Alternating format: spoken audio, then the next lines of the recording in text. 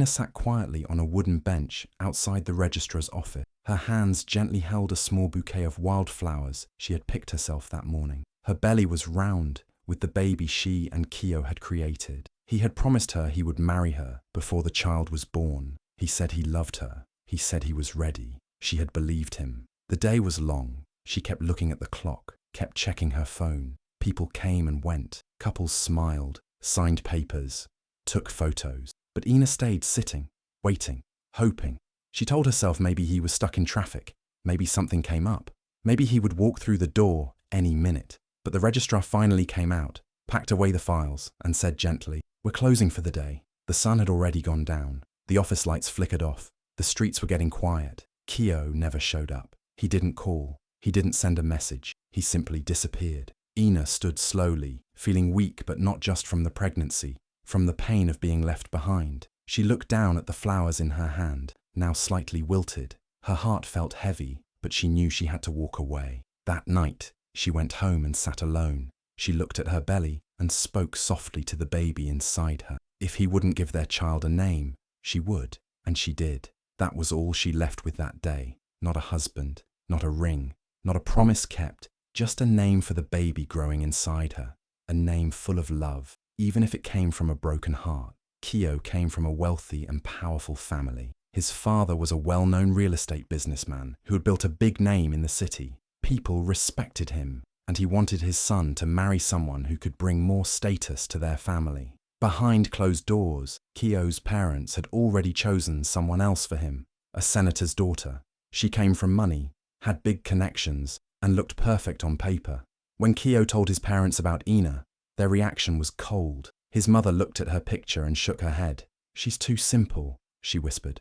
"She's not from our world. You deserve someone better." His father didn't even hide his disappointment. "You're thinking with your heart, not your future," he warned Kyo. "We've already spoken to the senator's family. Their daughter is ready." Kyo was torn inside. He knew Ina loved him. He knew she was carrying his child. But the pressure from his parents grew stronger each day. They promised him a better life, more business opportunities, and a future full of power. If only he agreed to marry the senator's daughter. Instead of standing by Ina, instead of defending her and choosing love, Kyo gave in. He wanted his parents' approval more than he wanted the truth. He made up excuses to avoid Ina. He stopped answering her calls. He ignored her messages. Day after day, he pulled away from her, saying less and less, until finally, he said nothing at all. He never told her why he left. He never explained the pressure, the deal, the choice he made. He just disappeared from her life, like she meant nothing.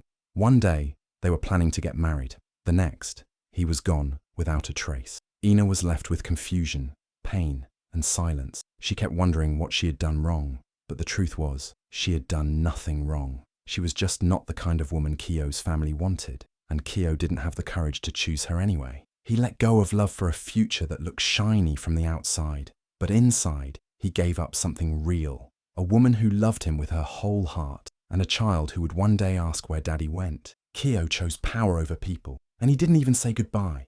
Ina's world became quiet after Kyo left, but not in a peaceful way. It was the kind of silence that comes after a storm, heavy and full of whispers. The neighbors began to gossip. Some said she must have chased the man away. Others said she was careless.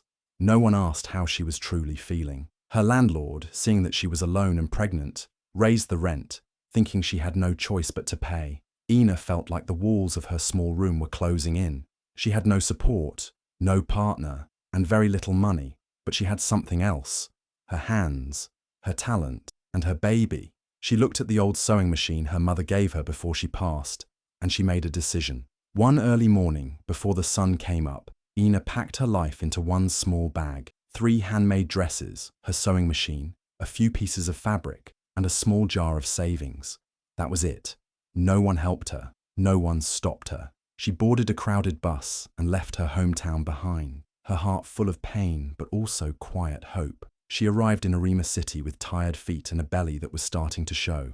It was loud, busy, and unfamiliar, but she didn't let fear stop her. A kind woman she met on the bus helped her find a shared apartment. She ended up in a small, crowded flat with 5 other women. There was barely space to walk, but there was space to dream. Day and night, Ina sat by the window with her sewing machine. She took in small jobs, fixing zippers, hemming trousers, adjusting blouses. Slowly, she built a small list of loyal customers. She didn't have a shop, but her hands worked with purpose. Every stitch she made was a silent promise to her unborn child that no matter what, they would never feel unwanted like she once did. She never complained, even when her back hurt, even when the baby kicked while she worked, even when people asked questions she didn't want to answer. And when her child was finally born and grew old enough to ask, "Mama, where is my daddy?" Ina would smile gently, hold her close and say, "We have everything we need, my love." And in her heart, she truly believed it. Because she wasn't alone anymore. She had her daughter, her needle, and a future stitched with faith. Years passed, and Ina's little sewing corner in the crowded flat became something much more. Word spread quietly about a woman who didn't just make wedding dresses, she made stories with her hands. Her gowns were simple, soft, full of soul. She didn't use heavy stones or loud designs. Instead, she focused on the little detail, clean lines, soft lace, quiet beauty. Working-class brides loved her. They said her dresses felt like peace on a busy day. Ina never chased rich clients or tried to become famous. All she wanted was to help women feel seen and special, just like she once wished someone had done for her. One sunny Saturday, Ina got invited to a local wedding expo. She didn't have a big booth or expensive banners, just her dresses on a few mannequins, a table covered with soft cloth, and a handwritten sign that read, "By Ina, for the heart." The expo was filled with flashy brands, bright lights, and loud music, but Ina's little corner stood quietly at the end, like a soft whisper in a noisy room. That was where he found her. A tall man, with calm eyes and a gentle smile, stopped in front of her display. He didn't look rushed. He didn't look like he was just passing by. He looked curious, deeply curious. He walked up, touched one of the dresses gently, and said, "You don't overdo things. Your gowns, they speak softly, like grace." His voice was calm, like someone who had seen the world and was now looking for something real. Ina blinked, a bit surprised. Most people just asked about prices. She smiled shyly and said, "Thank you. My name is Obadele," he added, offering his hand. "My mother would have loved this kind of work." Ina didn't know who he was at that moment. She just noticed how warm his handshake felt. Later, she found out he was the only son of Chief Amir, the famous billionaire who owned the biggest textile company in the country. But Obadele didn't carry himself like someone rich. He didn't throw around big names or money. He asked questions about her designs, her journey, her daughter. He wasn't impressed by sparkle. He was moved by softness, strength, and truth. And in that noisy hall filled with noise and flash, he saw Ina, not just her work, but her heart. And for the first time in a long time, Ina felt seen too. The next morning, Ina was working in her small shop when a black car stopped outside. A driver stepped out and said, "Madam Ina, I've been sent by Mr. Obadele." Her heart skipped. She thought maybe he wanted to take her out for lunch or maybe talk about business. But when she got in the car, the driver didn't take her to a restaurant. He drove her to a quiet, beautiful house with lots of trees and flowers. Ina was confused. "Is this the right place?" she asked softly. The driver smiled. "Yes, Ma. His mother is expecting you." Ina's eyes widened. She had not expected this. She had no makeup on, just her simple dress and tired hands from working all night. But still, she followed the driver inside. Inside, a graceful older woman stood waiting with a warm smile. She opened her arms and hugged Ina tightly, like she had known her for years. "So you're Ina," she said gently. "You remind me of myself, before all the noise, before all the pressure. Strong, software real." They sat down and talked, not about fashion or business or even her past. They talked about life, about family, about dreams. The woman didn't judge her. She didn't look down on her for being a single mother. In fact, she admired her. "My son talks about you with so much respect," she said. "And now I see why." Later that evening, just before Ina was about to leave, Obadele arrived. He didn't come with flowers or flashy gifts. He just smiled and sat beside her quietly. Then he looked at her and asked, "Ina, can I raise your daughter like she's my own?" Ina couldn't speak for a moment. Her heart was full. No man had ever asked her that. No one had ever seen her child as a gift, only as baggage. Her eyes filled with tears. Not tears from sadness or pain, but from something deeper. For the first time in years, she felt seen, not just as a woman, but as a mother. She nodded slowly, tears rolling down her cheeks. In that moment, there were no diamonds, no flash, no big show, just one honest question, and a heart that finally felt safe. Months passed quietly after their small private wedding. Ina and Obadele didn't make noise about it. There were no headlines, no big celebrations on social media, just a peaceful ceremony with people who truly mattered. But everything changed the night of the National Women in Business Gala. It was a big event filled with powerful women, successful businessmen, and reporters everywhere. Obadele had been invited as a special guest, and this time he didn't come alone. He came with Ina, his wife. Ina walked in, holding his arm, wearing a simple but stunning midnight blue gown. She had sewn it herself, every thread carrying her story. She didn't wear diamonds or flashy makeup, but somehow she looked like a queen, confident, calm, beautiful. As soon as they entered the hall, cameras started flashing. Reporters whispered to each other. People looked twice. Some even stood up from their seats. They remembered her face. One person asked in a low voice, "Wait, isn't that the woman who used to sew clothes in Orema?" Another said, "That's the designer from the local wedding market, the one who came from nothing." But the biggest shock came when Kyo, standing near the drinks table, turned around and saw her. His hand trembled. He almost dropped his wineglass. His eyes widened as he watched Ina walk past him, smiling, glowing, holding the hand of a man who clearly loved and respected her. A billionaire's son, and not just any man. Obadele Omir, one of the most admired young business leaders in the country. Kyo's face turned pale. No one needed to say a word. The look in his eyes showed everything: shock, regret, and shame. He had left her. He had chosen power and pride. And now, the woman he once abandoned stood tall before the whole city, more loved, more successful, and more radiant than ever. Ina didn't even glance at him. She had no reason to. Her story had changed. Her journey had led her from a wooden bench, waiting for someone who never showed up, to walking proudly into a room where every head turned in her direction. Not because she chased fame, but because she stayed true to herself. That night, the city didn't just see a designer. They saw strength, grace, and the quiet power of a woman who never gave up. Kyo couldn't sit still. His hands were shaking. His eyes stayed fixed on Ina the whole evening. She looked different, not just in appearance, but in the way she carried herself. Calm, proud, free. When the event ended and people began leaving, Kyo quickly slipped outside. He waited by the garden path, hoping she would pass by. His heart pounded like a drum. Then he saw her. Ina stepped out, holding her husband's hand, smiling gently as they walked together. Their little girl ran ahead of them, laughing softly. Kyo stepped forward, nervous, unsure of what to say. He cleared his throat and said, "Ina, is that your husband?" She stopped and turned to look at him. Her face was kind, but there was no sadness or anger, just peace. She nodded. "Yes, that's my husband." Kyo's eyes shifted to the little girl. He hesitated, then asked, "And your daughter?